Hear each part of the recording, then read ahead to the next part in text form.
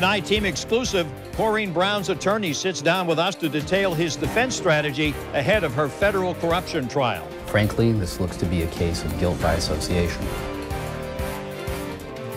That lawyer, who says he is confident the evidence will keep Brown out of prison, is talking only to I-Team investigator Lindsey Gardner. Orlando defense attorney James Smith is the fourth lawyer to represent Brown since she was indicted back in July. And Lindsey, Smith says he thinks he can prove Brown is innocent and clear her name.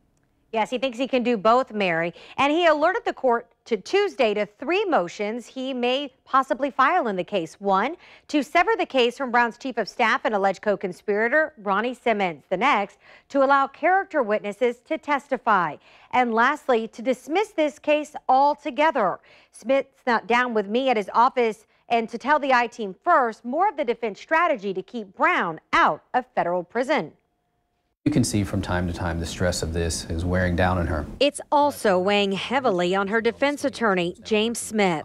He estimates he's spending 12 hours a day preparing to fight the federal government, where the Department of Justice boasts a 91% conviction rate in its latest report and a 90% conviction rate for public officials in corruption cases over the last 2 decades. Most cases end up with a plea deal because defendants don't want to take their risk at trial against the feds. That is true. You're willing to take that risk? Well, understand ultimately it's Congresswoman Brown's decision as to whether or not she wants to go to trial. She's maintained her innocence and intends to go and take the case to trial. Is Corrine Brown going to take the stand? That's a decision that we'll certainly have to make. I'm not going to make any news here, at least on that particular issue. Smith was willing to tell us the defense strategy focused on 2 key points. First and foremost, it's going to be her character and her reputation. This is someone who has almost 40 years of faithful, dedicated service, and I'm certain we're going to have a number of people who'll be able to come into court and talk about her character for honesty and truthfulness. The second pillar is really going to be pointing out the fact that the government's case is very circumstantial and that there's little, if any, direct evidence which points to her guilt. The issue here in this case is not making bad financial decisions. The issue is, did Congresswoman Brown engage in a deliberate conspiracy to defraud individuals? I think the answer to that is no. The real mastermind, he will tell the jury, is the charity's director, Carla Wiley. The government's case primarily rests upon the testimony of someone who's admitted in court to being a liar, to being a thief, and who has admitted that she had no direct relationship whatsoever with the Congresswoman. When people get caught, they realize that they can help themselves by trying to point the finger at someone else. So you think Carla Wiley is throwing Congresswoman Brown under the bus to save herself? Everything that I've seen thus far strongly suggests that. But isn't it suspicious that Corrine Brown would make payments on days or a few days after certain amounts from one door would be deposited directly into her account? Well, if your foundation is that Corrine Brown made these payments, then I can understand the suspicion that some people might have. But let's just say that once the evidence gets to court, I think you'll see that, like most people who have high-powered jobs and positions, they rarely, if ever, are engaging in the day-to-day management of their financial affairs. We have a flyer where she is inviting people to the Corrine Brown Invitational Golf Tournament in support of raising money for One Door for Education. I mean, is that not a smoking gun? Well, it depends on how you view that evidence, all right? Who prepared that flyer? Was she aware of the preparation of that flyer?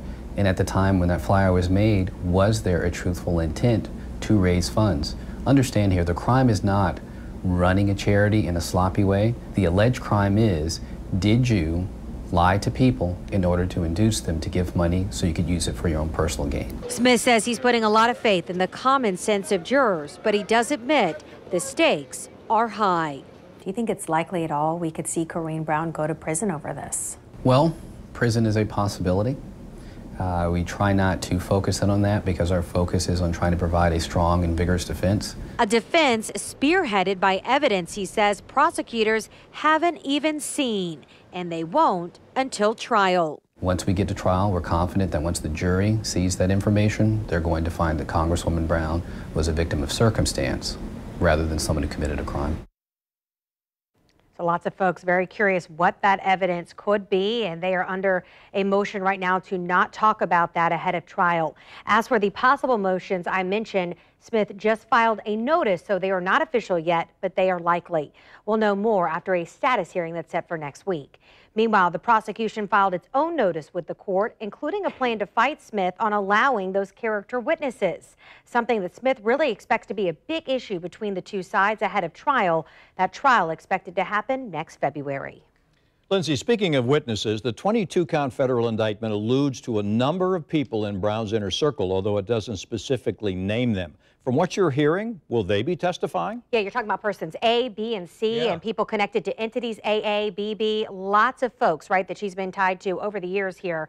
I'm told they will all almost certainly be called as witnesses. In fact, a source told me Corrine Brown's own daughter was called to testify before the grand jury, but exercised her Fifth Amendment right not to incriminate herself. If called to testify during her trial, it is possible she could do the same thing. Thank you, Lindsay.